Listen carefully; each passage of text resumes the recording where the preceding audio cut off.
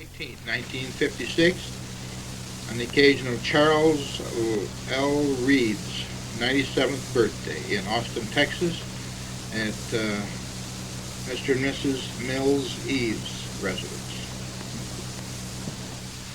The first voice you hear will be that of Annie Mae.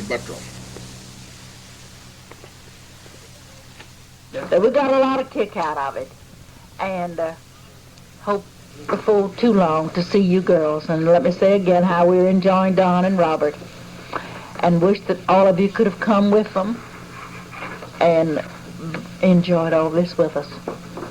And I'll say good night to you now, as the others will want to talk.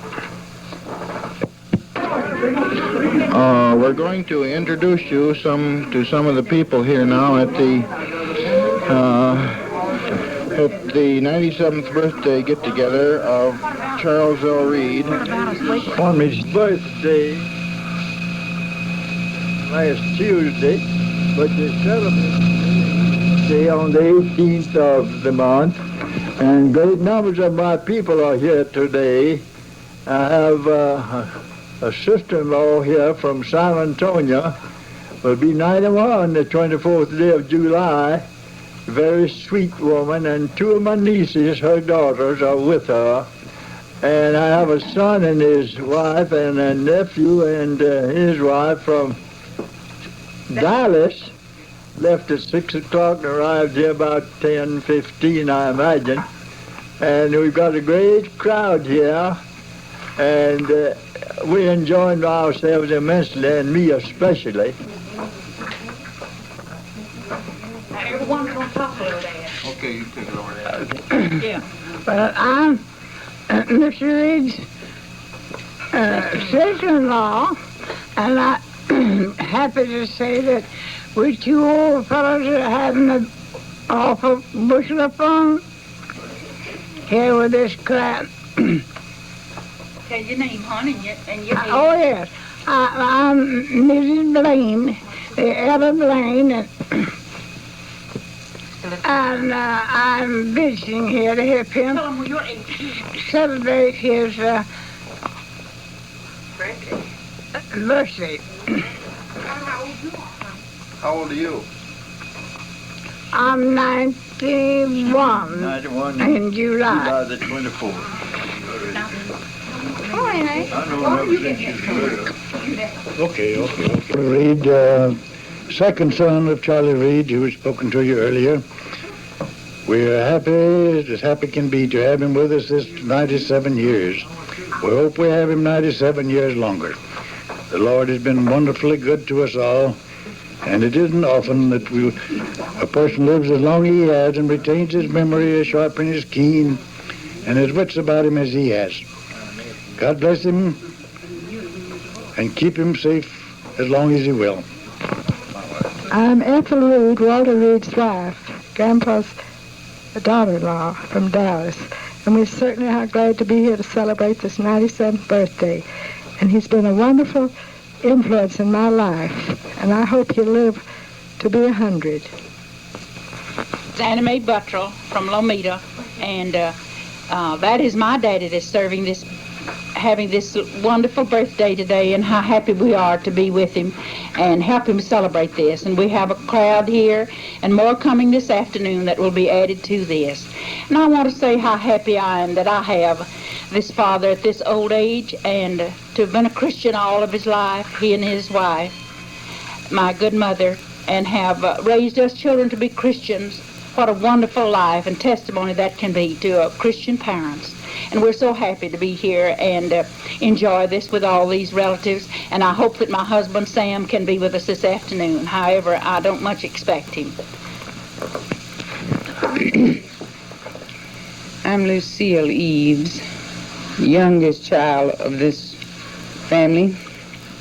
I think we have a wonderful heritage to have had a Christian mother and father. And to have our father this long is really remarkable. Steve Chandler of Dallas, Texas. I'm a nephew of Uncle Charlie Reid by marriage. My wife is his niece. Uncle Charlie, I've known him ever since I was practically a boy. He's been a wonderful man.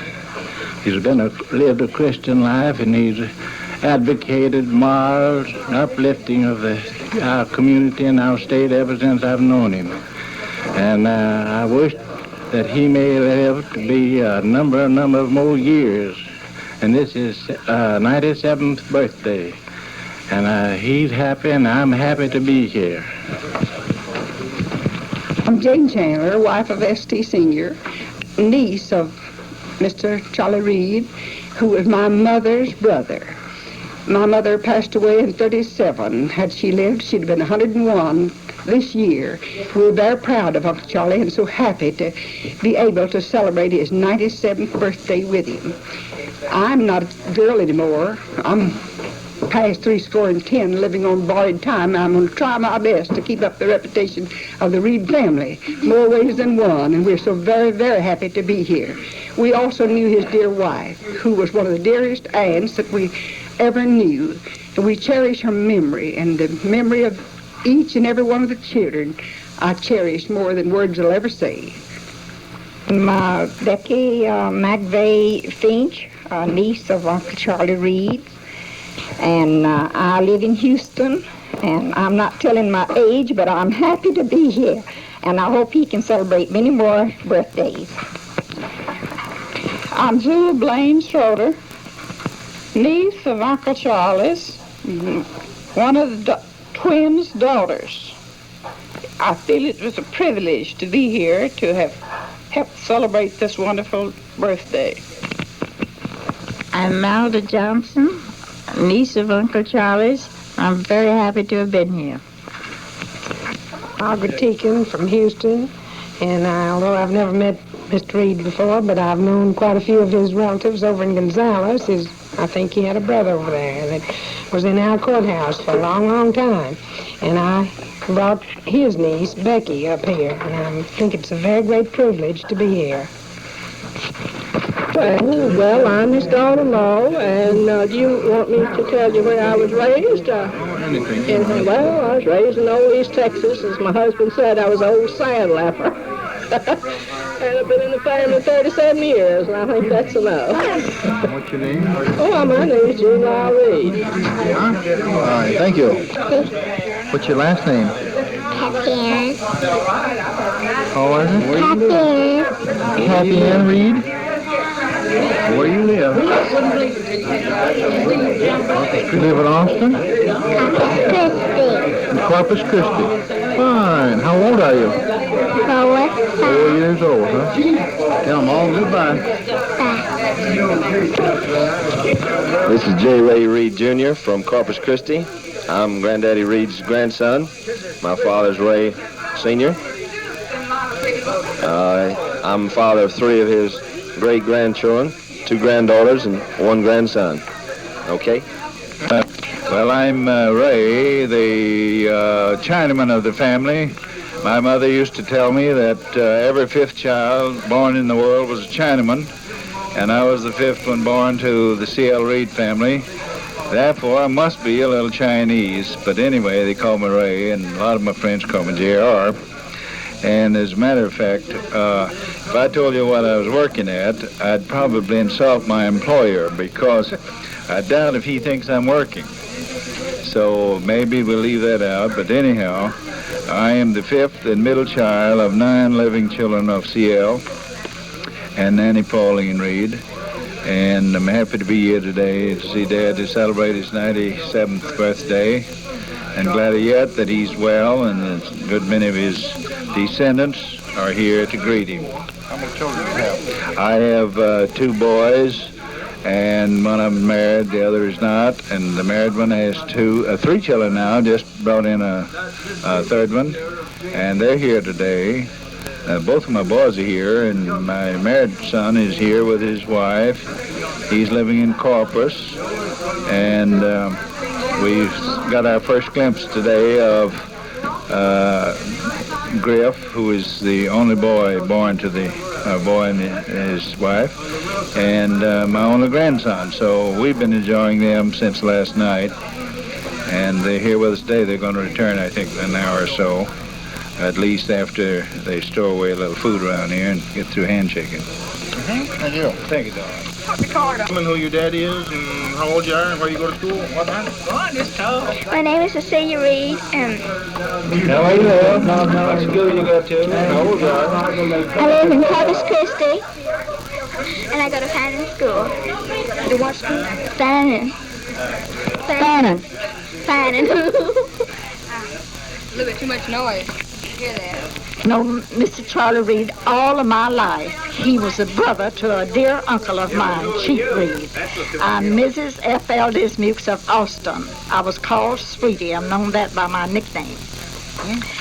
I've known, as I said, the family all my life, and I esteem them highly as my best friends when it comes to having a friend. They were really a friend.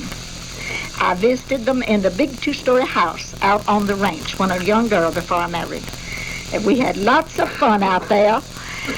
One of the boys, the oldest one, put a coon in front of my door, and when I stepped out that morning, I stepped on the coon and I screamed. That night, we fixed up his bed with a string tied up the springs. When Arthur went to bed, he hit the floor. I had a wonderful trip visiting Mr. Charlie and his home at Lomita. Was that where they were living at that time? My name is Addison Reid, a nephew of Uncle Charlie's from Gonzales, Texas. And my father was redheaded, the same as Uncle Charlie's redheaded. I have two redheaded children. I have three altogether. Two girls in Baylor, 20 and 18, one of those redheaded. A boy, 11, he's redheaded also. So I'm glad to be here and to congratulate Uncle Charlie on his 97th birthday. You won't believe it's you. I didn't believe it was me either. Well, here, you take this. Just like that. Just like that. I thought I had to get like that on it. You don't have to put it anywhere. My name is Mrs. Inez Reid of Gonzales, Texas. I married the younger brother of Charles Reid and had one child, Clifton, and he passed away. Albert passed away in 1900, and my son this year.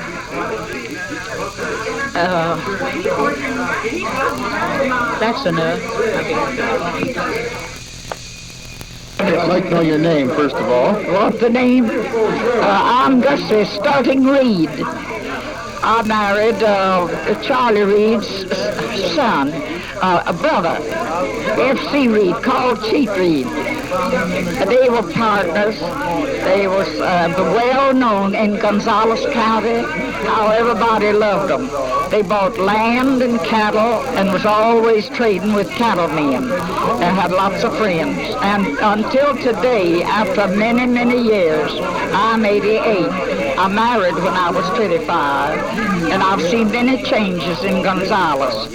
And my husband and Charlie, they were taken for twins many, many times. They loved each other. They bought everything together, and we all, the families, was very close. I had 6 children, and they had more children, though, than we did.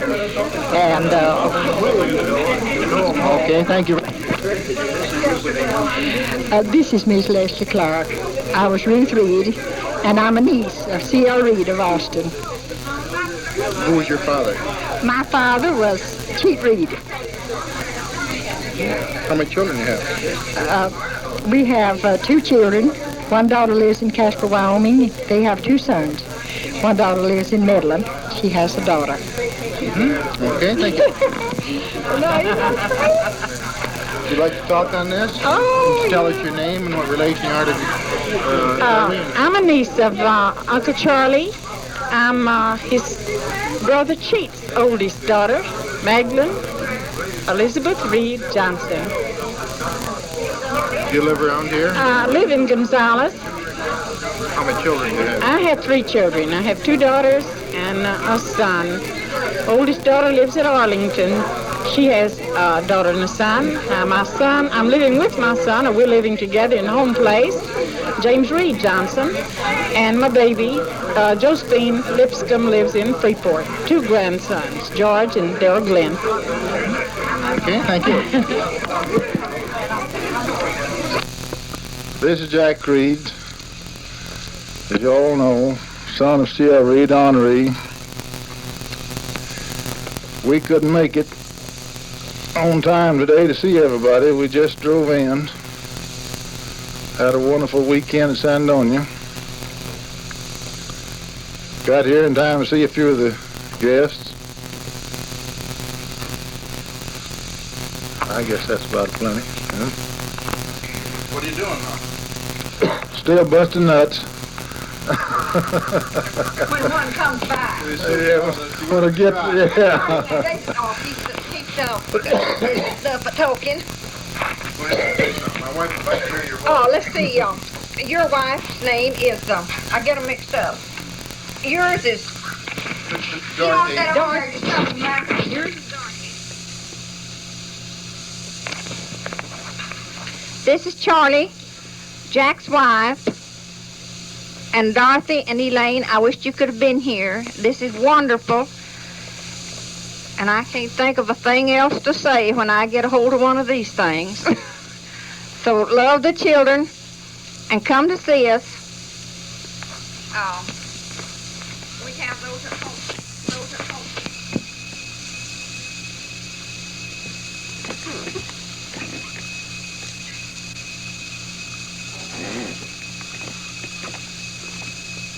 Land that there's a land that is fairer than day, and by faith we can see it afar. For the Father waits over the way to prepare us a dwelling place there. In the sweet by and by, we shall meet on that beautiful shore. In the sweet by and by, we shall meet on that beautiful shore. We shall sing on that beautiful shore the melodious songs of the blessed, and our spirits shall sorrow no more, not a sigh for the blessing of rest. In the sweet by and by, we shall sing on that beautiful shore. In the sweet by and by, we shall sing on that beautiful shore. We shall praise on that beautiful shore. To our bountiful Father above, we will offer our tribute of praise for the glorious gift of His love and the blessings that hallow our days. In the sweet by and by, we shall praise on that beautiful shore. In the sweet by and by, we shall praise on that beautiful shore. I had it just a little octave too high. That startled your grandma and me. We went to church and gathered all of our children, and we had an arbor, you know, had our services under our arbor. And Theodore had gone to sleep on a bench, and we had such a big family, we didn't notice that he wasn't in the wagon. We thought they was all in there. We went in a wagon, a big hack. And we got about a half a mile from the church house before we missed him. I had to go back here sleep on the bench on the harbor by myself. And another time, we was all coming from church. We had been a big meeting down on the bank of the Colorado River. And all my family was in a big hack, open top hack, and had pair of horses to the hack, and it was a very rough one-sided road right where we were. And the breast yoke, the leather in the breast yoke was worn, and I hadn't noticed it, and it broke and come loose. And the tongue skidded down on the ground, and there was no control over the hack then, you know, and the wheels run up on the side of a rock, a slanting rock, and the old hack turned over with all of us in that hack. All fell over that way, and Lucille was a little baby then, just a little baby in your mother's arms. And Lucille didn't say anything, and Mother hadn't said anything, and I was afraid Lucille was killed dead. So I jumped and grabbed the bit of the horses grabbed them by the bridle reins, you know, thinking they might run away and kill some of folk. And Jerome, he was thrown on an old stump with his breast on an old stump that's right outside the road where he fell, you know. And the old stump happened to be rotten on top, you know, and his weight just crushed a lot of that old stump off and didn't hurt him a bit. And none of us got hurt at all there in the rocks. And that was another, Theodore, he come out, you know, looking so funny. That happened all coming from church. Remember anything else about around the ranch? And one time, Daddy, Don, and Robert went down to the Chadwick Mill to catch some fish. After supper, they took a tow sack, and they went down there, and they call them gaspagoos. Had come up there against the dam in great numbers, and the rock bottom there, them rocks had big seams in them, big as your wrist, up and down, and them fish the water was right swift, and them fish had concentrated, and they would just get in them seams in the rock to keep from being washed down. The water was so swift, you know, pouring over the dam.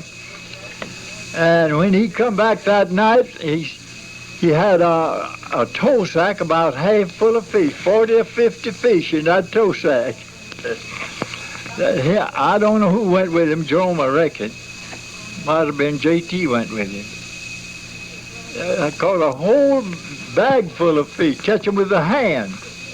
You get down in the water, you know, water, say, waist deep, feel along in them crevices and feel one of them gaspagoos, you know, and clamp him, put him in the bag, feel for another, and directly find another, you know, put him in the bag until they caught 40 or 50 of them jaspers. All of them weigh half a pound or a pound. How about when you used to fly home, Gary? Well, we hadn't heard from him in a good long while, and I was chopping cotton right below the house place there in that little patch. All of you that's big enough to know I had a little patch below the barn there, 12 acres. I had it in cotton that year, and all the children was in the war and gone from home, and Mother was at the house, and as far as I know, she was by herself. I don't know where Lucille was. She might have been there. But anyhow, I was chopping cotton down there, and I heard a plane way up northwest of me, and I looked and saw it, and it was low to the ground. It looked like it was more than 700 or 800 feet high, and it was one of them big old de Havillands, and it come on over me, went on down toward Mr. Chadwick's about a mile below me, and turned around, circled, come back over me, went nearly out of sight up to the northwest where I first heard him, and turned and come back and landed in the north end of this little field where I was chopping cotton. And he rolled up to me just by the side of me. I had to sort of get out of the way, afraid one of them wings had hit me. And he stepped out and says, there was a little trough in the ground there, just a little water had washed the dirt away from the soil, and when his landing gear, we call it, wheels got into that, why it dipped, and the propeller was going fast, and the radiator bent over to the ground, and the propeller was running so fast it stuck in the ground, broke the blade off. You know how those propellers are shaped. Broke the blade off clear up. And he stepped out and said, well, I got you if I did crash.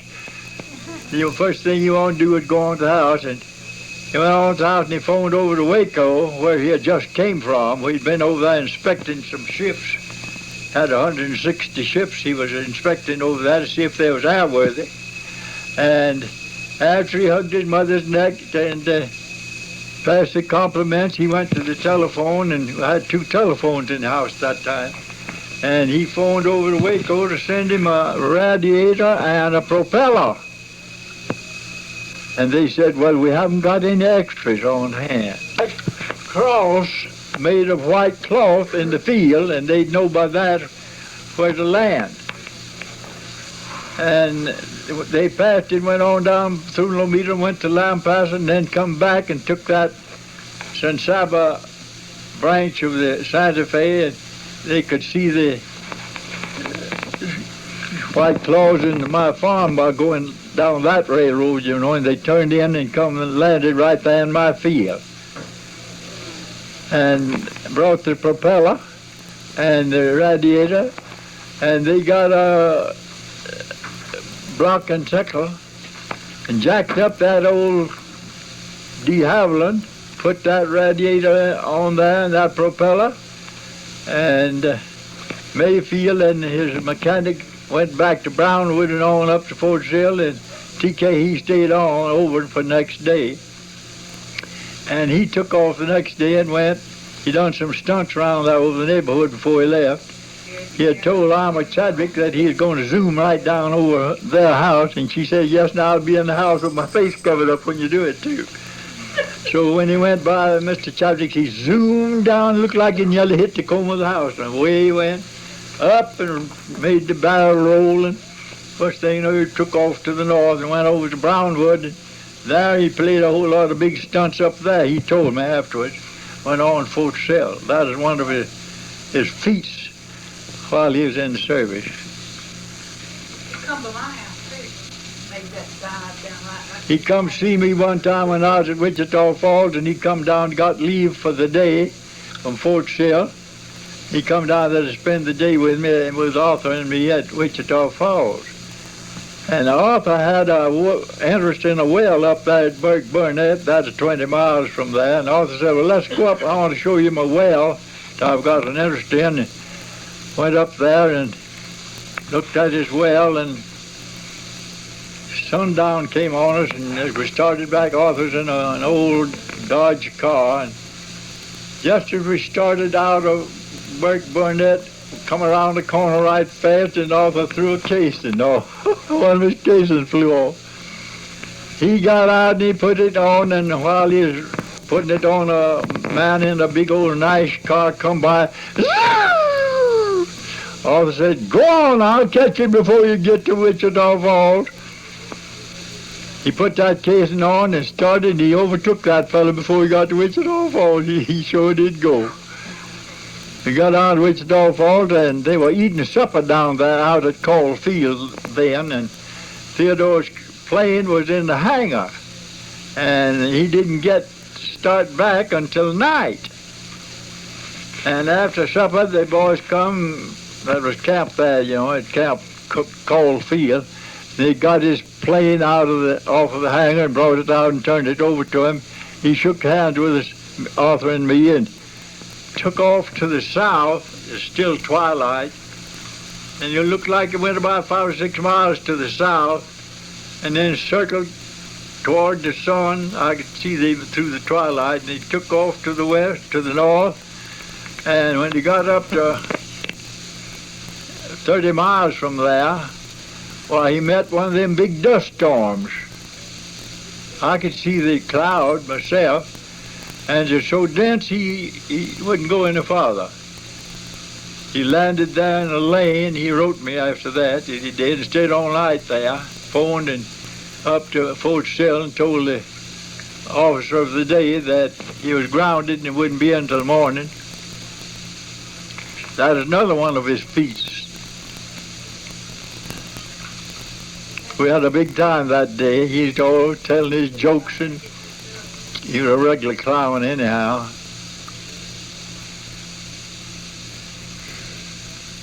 And many more feats like that. You put one thing and another that is fresh in my mind when I think them over. He told me that he met her. She was head nurse up there at Fort Sill, and he was a conspicuous lieutenant up there, I imagine he was. And he fell in love with her, and when the war was over, he married her. Brought her down and stayed 2 years, they did, with us at the ranch. And he told me one day, Amber did, said, Daddy, she always called me Granddaddy, Daddy, said, I decided that Mother and Father's getting old now, and I'm the only child. I think it's my duty to go back up there and stay with them as long as they live. He says, I like Texas. And he says, if they don't live too long, well, we'll come back and live in Texas. That is in April. I was chopping corn when they come out where I was, I remember it. And I shook hands with him, and him and Amber went up to Hastings, Michigan, and remained there. Well, Theodore accumulated quite a lot of property up there, first and last, and Mr. Crusoe died in the meantime, but Mrs. Crusoe lived until about 3 or 4 years ago, didn't what, did Don? About 3 years ago. Died while I was out there in New Mexico. And in the meantime, Theodore accumulated so much property that they decided to just spend the rest of the days up there, and they did. I went to see him one time on the last day of May in 37. And I stayed 2 months and 24 days with them. And the next time I went, well, I stayed 2 months and 13 days with them, visited them up there. Had a big time. They were grand hosts and hostesses. This is Don Reid of Hastings, Michigan, son of Theodore Shahagan Knowles Reid, and grandson of Charlie Reid, whose 97th birthday we're celebrating. I have a wife, Dorothy Reid, and 2 sons, Stephen Lee Reid and Andrew Frederick Reid. Andrew Frederick Reid is a typical Reid with red hair and a wild disposition. My name is Stephen Reid. I am 5. Let's see. What did I say? Tell them what you like to do. Play with my soldiers and stuff.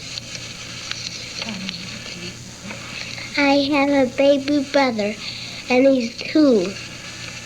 Mama, Daddy. This is Dorothy Reid. I've enjoyed listening to this tape that Don took down there. I wished I could have been there.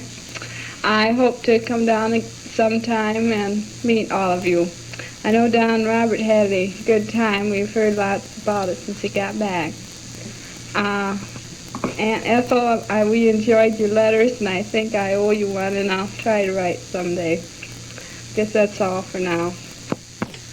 So I tell you, Robert and Don and Mills and the rest of us listening, I was a ranger for several years and a deputy sheriff for 8 years, and I never saw a man killed.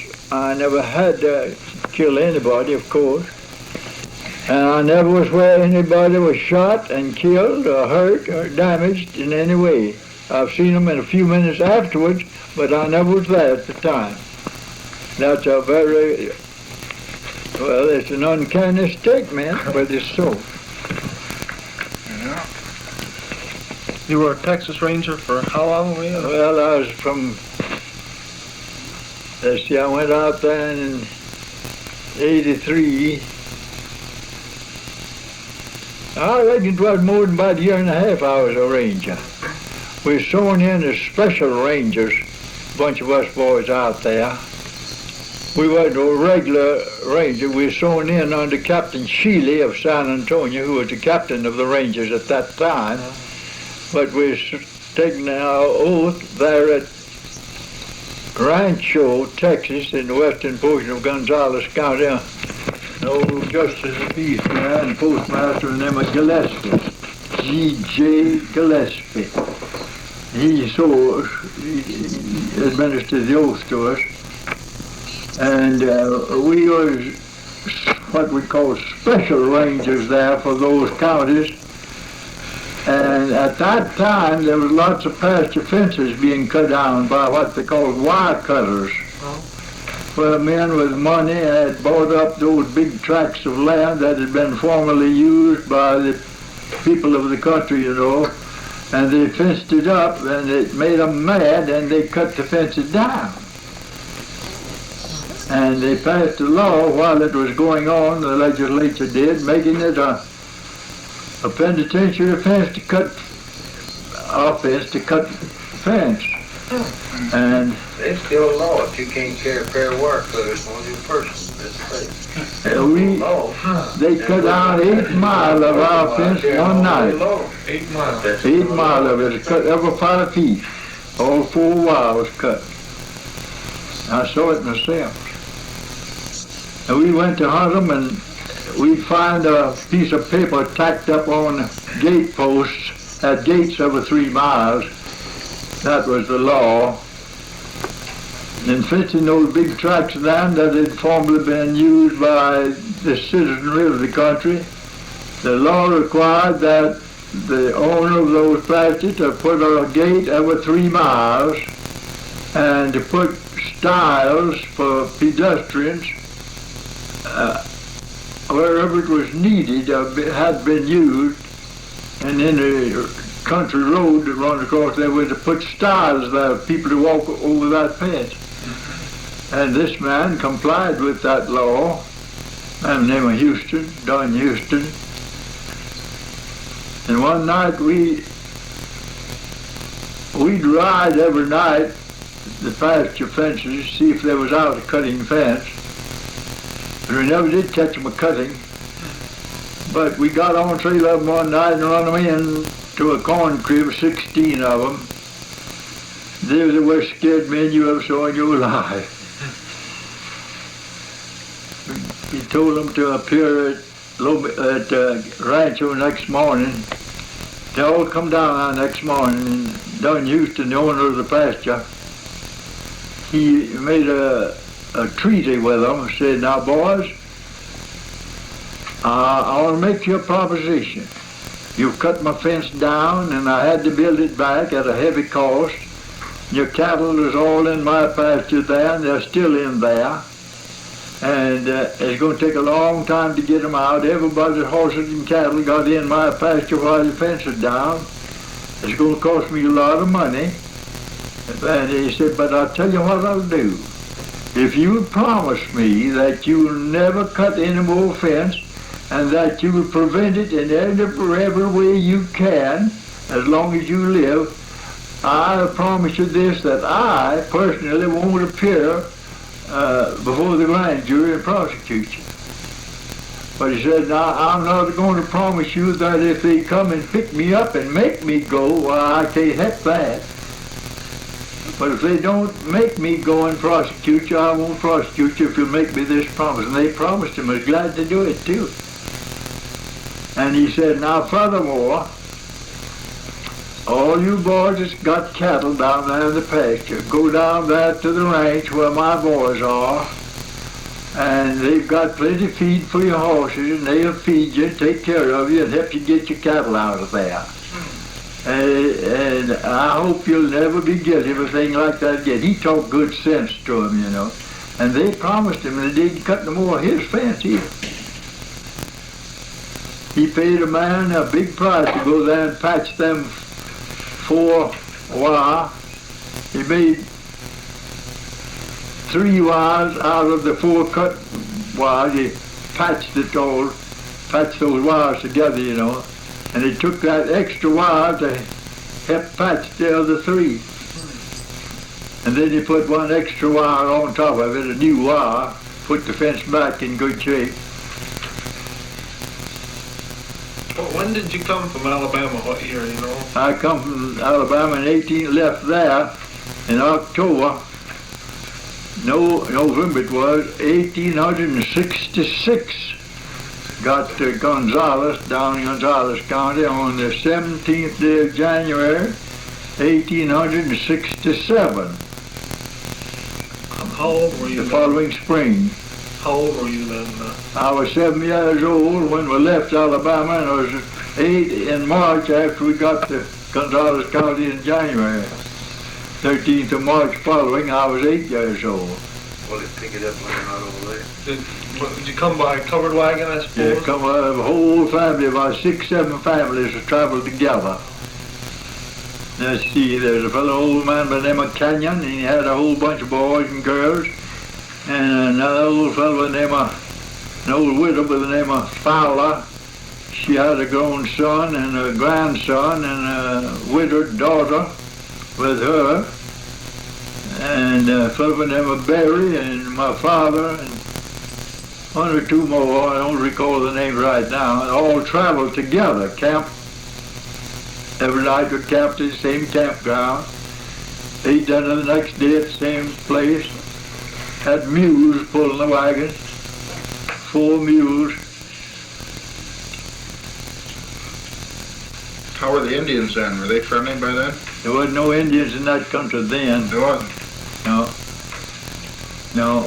As all the civilized country would come on through the rest of Alabama into Mississippi, and then from Mississippi through Louisiana and on into Texas. You know. How long the trip was that? How long did it? Well, from sometime in the early part of November until the 17th day of January. As in November, December 1, January, about over 2 months, something over 2 months. I'd say about 2.5 months. But I think we started very early in November. I don't remember the day in November that we started. And then you lived down and didn't you go to Oklahoma at one time when later Yeah, on? we went up there in 1904. I sold out down in Gonzales County and went up there in 1904 and stayed 11 months and 8 days. And your grandma was so dissatisfied. I made 3 trips down into Texas trying to buy something. I had a little money, about $12,000 in my pocket. And tried to buy a place up there, but there wasn't any land you could buy in any great number of acres up there. The government, it was Indian territory when I was there, and the government had allotted that land to the Indians up there then, and every Indian and his wife and as many children as he had, or if he had any Indian blood even in him, had 160 acres of land for every one of his family. And some of them old Indians was nearly rich, you know, had big families. And their land was scattered everywhere. No 260 acres was by the side of each other. It just dotted around here and there and everywhere. And the government would not allow those Indians to sell all of that 160 acres. It made them keep 40 acres out of it. But I couldn't buy but 120 acres of land, and I had a big family. I couldn't make a living on 120 acres of land. Be a farmer, you know. So I made 2 trips down into Texas, and I couldn't find anything that I could buy. What I wanted wasn't for sale. What I didn't want, I wouldn't have. So the last time I went, your grandma said, "Daddy, don't you come back here till you buy us a home in Texas." I never will forget it. I kissed her goodbye and left. In the meantime, I'd read a advertisement in the Houston Post, paper published down there in Houston daily. I was taking that paper at that time. And in that paper, I saw where there was a league of land, 4,000 acres of land, advertised for sale on the Colorado River in Mills County, Texas. And the agents was a man by the name of Magdalene and Simon Enochs, they of Lomita, Texas. That was what the advertisement read, the way it read. Well, I told Mama, I said, Mama, that sounds like 4,000 acres on a river like Colorado ought to be a pretty good buy at $4 an acre. So I figured I'd go and buy part of it. And when I got to Lomita, old man McLean, whom I had met in Gonzales County, was gone. And his partner, Simon Enochs, he took me up and he carried me around and showed me about 20 places around Lomita there for sale, and I couldn't make a living on any of them. And I told him what I had read in this paper, and he said, well, we've got that listed all right now. So he took me over there and showed me that tract of land faced on the Colorado River in Mills County. And it is so rocky and brushy, if you'd have gave it to me, I wouldn't have had it. So that was a disappointment. Well, Mr. Man by the name of Connell, John Connell, and old man George Brown, men that used to live here in Williamson County, they had bought a league of land there west of Lomita, about 12 miles. It was known as the old L&H Blum Ranch, where they used to have cattle and sheep, run a dairy there a long time before I bought that. Mighty fine tract of land. And John Connell and old man George Brown had bought the tract of land and divided it. And John Connell wanted to sell me half of his, half of that league of land. But he took it out there and showed it to me, and some of it I didn't want. It was rough, not even good pasture land. But he did have a good tract, the one I finally bought. He showed me all around over it, and I bought 1,404 acres from him, and it didn't have no good house on it, just an old ranch house. And it was in February when I was there. And I had to do something right quick or lose a crop. So the place that Annie Mae and Sam living on now, I wanted that place badly. It's a mighty good place. And I tried to buy it from Mr. Butler, and Sam's father was alive then dead, and I said, Mr. Butler, what do you want for that place? He said, I want $15,000. I said, Mr. Butler, you're high on your land. Not a cheaper places around here as good as your place. He says, I tell you what I'll do, I'll take $14,000 for it. I said, I'll tell you what I'll do, I'll give you $13,000 for it. Just like that. He didn't say anything, and I stayed all night with him and his son, Kirk Butler, out on the ranch, for the old ranch where Sam and Annie Mae is right now. And next day was cold as, it's cold as Blixen. Freezing cold. We went into Lomita. He had an old coat all up around his ears this way, and said, we in Klondike Lane, we're going through a lane, he was just freezing. He was an older man than I was a whole lot. Got up there in town, and he wouldn't tell me anything, whether he'd take the 13 or not. He didn't say goodbye, God bless you, or nothing civil. He went over to his house, which is about 250 yards from the main town. And I stayed around town there all day, and I just had to get back to my folks or do something quickly. Now, I'd already been shown this tract that I was about to buy, but I hadn't paid no money out yet that morning.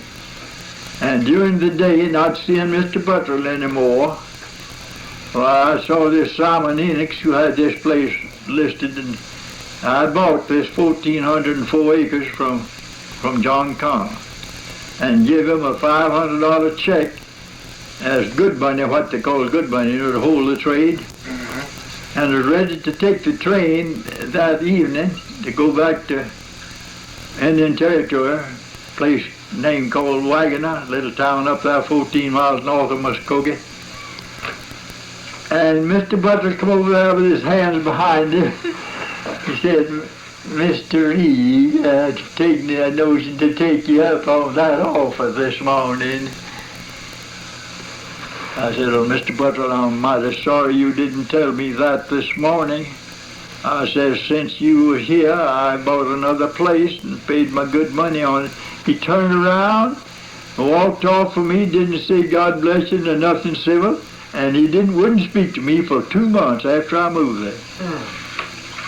Meet him on the street, he wouldn't even look at me. I don't know what made him treat me that discourteously. Was that the land where you had your ranch house then finally? The land you bought? Yeah, the land I bought is where I built that fine house the next year. I had to live in a little old rent house that year. We got moved out there on the 14th day of February, 1905.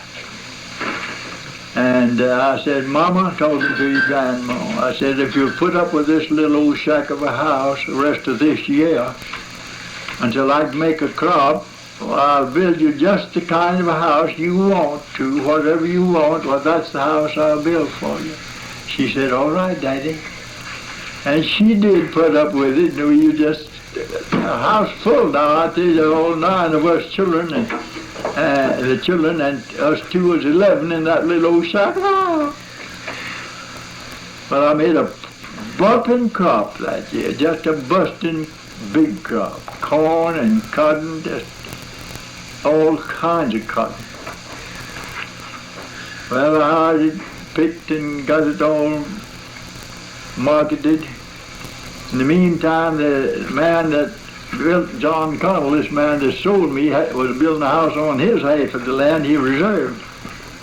And the carpenter come over there every Sunday while he was building that house and asked your grandma what kind of a house she wanted built, and he'd offer her cuts of the houses, you know, that he had, you know, a skeleton of them. So, and she picked out a 12-room, 2-story house.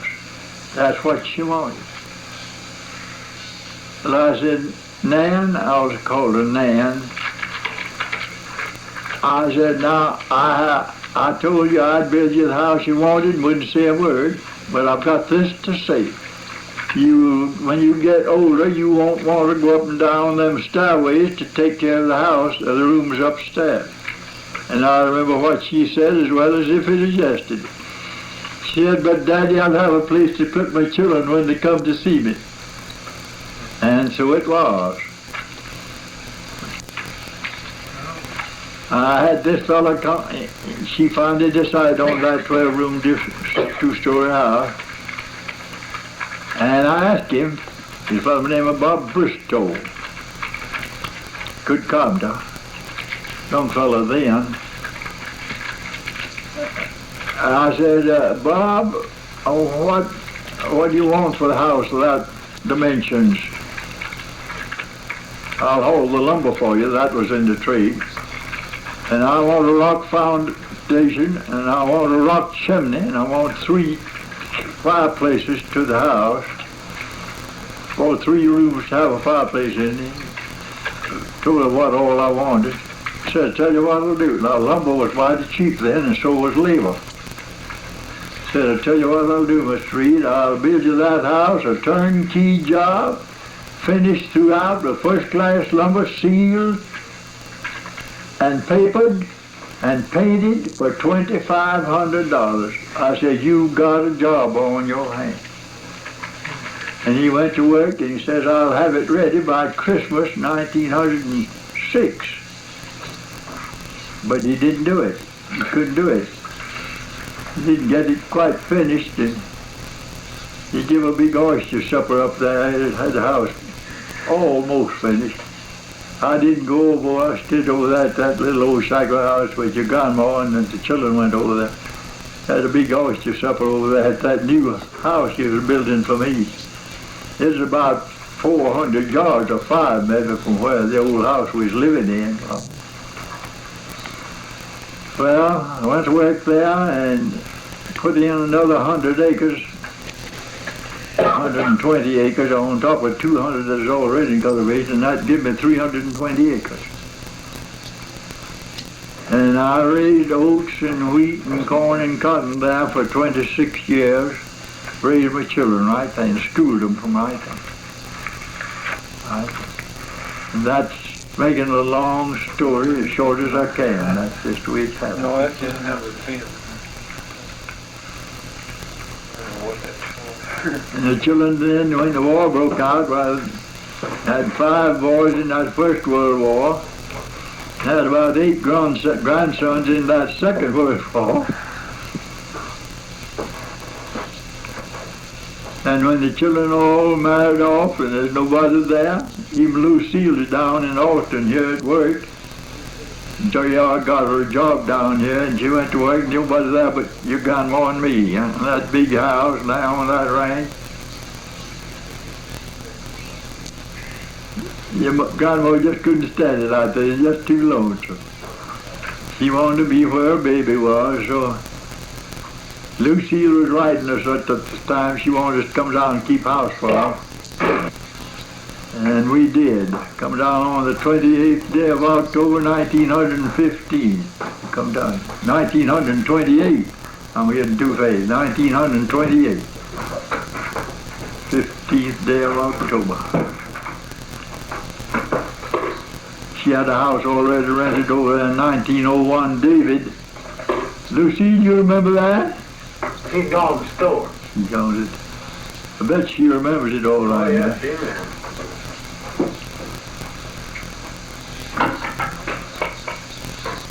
When the wife and I were down there, see, it's been 3 years ago, I guess, Sam took us over and showed us the ranch house there, drove us all around and yeah. Showed us where that farm, if he'd kept the Johnson grass out of it, it was an awful good farm. That was awful good farm.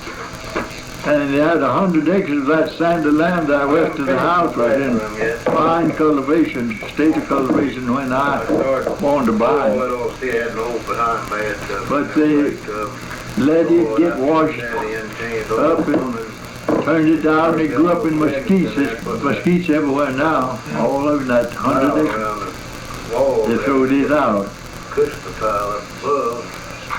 I got it pretty well finished. And Johnson grass all over that good farm now. I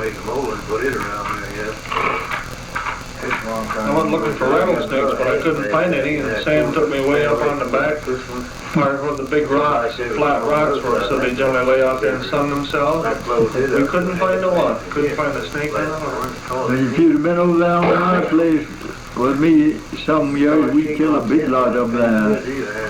Well, I got to work some We killed some awful big ones over there, too. I've got a sheetrock. I went and got the We killed, one evening, Jerome was coming to the house. He'd been plowing with 4 mules and had his wagon over there. And he coming back, and just before he got the house, about 200 yards, where that big rattlesnake over about 6 foot and 4 inches tall, lying in the road. He drove around him, stopped his mules, and hollered for me. And I heard him, and I come running down there. I thought something bad had happened. Got down there, and he said, "Dad, right here was the biggest rattlesnake I've seen that on wind. He crawled out into the grass somewhere." We began to look for him, and he went all around past him 2 or 3 times looking for him. And he come back and looked again, and under a little bush, right about 4 feet from the road, he was coiled up under there. And we killed him, and I measured him, and I caught hold of his rattles, put his head on the ground down there, and I'm 6 foot 2 inches tall in my soccer feet. I lifted him up and held him over my head just that way. And his head was touching the ground. That's how long that snake was. He was a bad snake, too. And about 300 yards from there, and after that, I killed a... Okay, you start right in, Grandpa. Start right in. Well, I do wish I could see those great-grandchildren of mine that I love so good, that their fathers are down here now visiting us, and I'm so happy about it.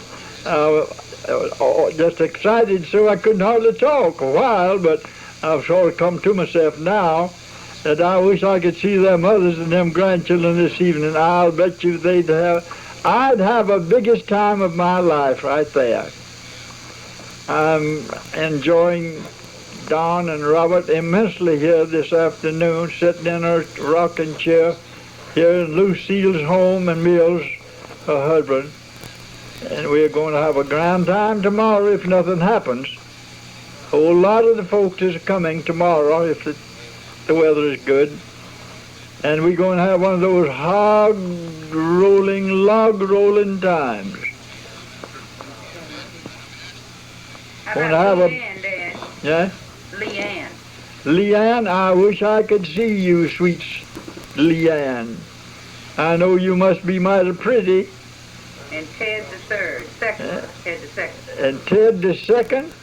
I remember your grandfather very well. I tell you, he's a fine old boy. We called him Theodore. But he got the name Ted. And I'm glad we got a new Ted now. Be a good boy and mind Mom and Daddy. And when I get to see you, if I live, I'll hug your neck. You remember? I talked to Steve and Andy then. Which now? Steve and Andy. Don's boy, Steve and Andy. Don's boys, Steve and Andy. Steve and Andy. Well, now I'd like to see you boys. Wouldn't I have a time? I'd tell you how much I weigh and where I've been the last few days and what I'm doing right here in Lucille's home, sitting here talking and listening. Tell him about what birthday it is.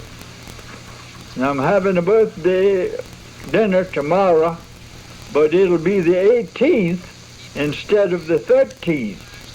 That was my birthday, 13th of March. And how old were you? And I was 97 years old that day. Was born back in Alabama in 1859 before the Civil War. Came to Texas in 1867, January the 17th. Grew up down there in Gonzales County and married an old Gonzales girl, one of the sweetest women that I've ever known, your great-grandma. And now I'm living around among my children and down here in a nurse home having a pretty good time. Got good health, gaining in weight. In the last 11 months I've gained 25 pounds. Weigh just 188 pounds right now, did a week ago. But still eating and sleeping. Wish I could see you all. Wish you was here tomorrow. Oh, we'd have the grandest time. I suppose about 20 people will be here tomorrow, maybe or more. My sons and my daughters-in-laws and my grandsons and granddaughters-in-laws. Oh, we'll have that big time. Well, goodbye. I guess that's enough, eh? You want to say something to me? I want to say it. What's your name is? How old you are? I'm Jack Reid Eaves. I'm 11 years old. And these fellows forced me to talk. I'm in the 6th grade at Malda B. Dawson School.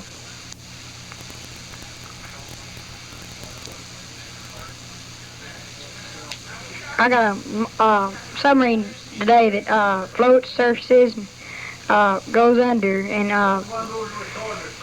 when you wind it up and it goes across the water, and it'll go for about 150 feet. little wind-up motor that goes, you turn it around and let it go, and it'll stop as soon as it reaches the end. I go to camp at Birdwell's camp here, and 1 year I went to RA's camp, and I go to other camps at various times. I swim, and I shoot archery. I shoot 22s, and I've made several things in craft, and I play basketball, gym. Take in for gym sports sometimes, and play baseball, play football if I have to. At school, that's where I got to. I also play the trombone at the junior school band. That's all.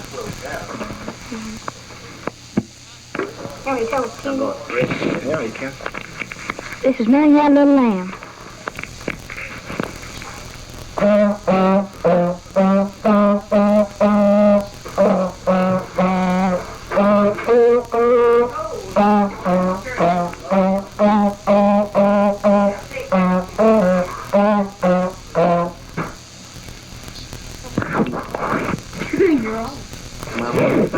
You're on. Half water I hold that and pulled in there. Oh. Well. Oh, okay. Well, I go to William B. Travis High School, and where are you? Oh, yeah. I'm Mills Eaves. No, I don't. And I play on the football team there. See, I play tackle. And see, Sound like it. Go ahead. Well, this is Baptist system. Yeah, you can talk to Elaine and Dorothy and the kids. Oh, hello, girls. We're just happy to be here, and with the rest of the family, this is Annie Mae from Lomita, and I'm visiting in Mills and Lucille's home here in Austin, and I've come down to the homecoming for Daddy tomorrow's homecoming for Daddy's birthday, 97th birthday, and we're all expecting a big day and quite a crowd here to welcome him on this day. And we're so happy to have Don and Robert with us. We're showing some pictures. Don showed quite a few that we enjoyed so much, especially the little families back at home. We enjoyed those children, and especially those that we hadn't seen. We're just so happy to see them, and you girls too. We enjoyed so much seeing Dorothy especially. We missed you, Elaine. We didn't get your picture. But we enjoyed those that we have seen. And then Mills Jr. showed quite a few of all the connection that was taken here last year with Daddy. They were so plain. We all enjoyed those so much. And hope some of these days that you girls can be here with us and enjoy all these pleasures that we're having. And we've just gotten through listening to Daddy's lecture about the early days from his childhood on up. And got quite a kick out of the dates and everything that he remembers so well from childhood. And we think it's remarkable that at his age that he speaks so plainly and remembers everything.